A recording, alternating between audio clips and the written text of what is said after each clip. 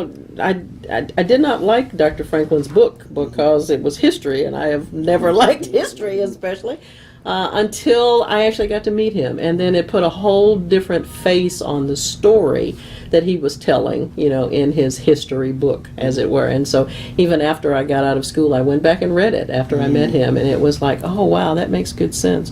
When you're growing up and it doesn't dawn on you that your story is not in that book, because you have the perspective. It's an American story. I'm an American, so it's my story.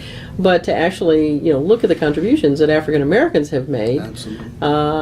When I give speeches, I tell people that for me, because I have lived through my grandmother being colored, my mother being Negro, me being black, and my son being African American, it's kind of hard to know where you fit. But there is a difference in my generation's thinking, in being black, and James Brown telling us we were proud to be black, and we wore hair out to here because we were proud to be black. That's a whole different self-esteem building exercise than African American children have today. And that still works. I have a 30-year-old son who has asked me to write a book on all the lessons that I tried to teach him. He said, because today's kids don't have anybody teaching them those lessons.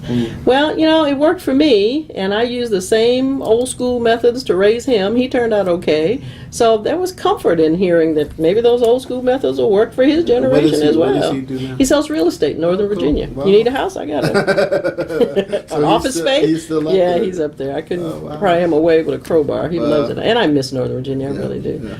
So this award for you is really... It is just special. Knowing the significance of raising the awareness of contributions African Americans have made, to have been an African American who, by some people's standards, have said I've made contributions, to be recognized for it. I've never done work for money. I tell you, I took a pay cut twice actually, to go into jobs.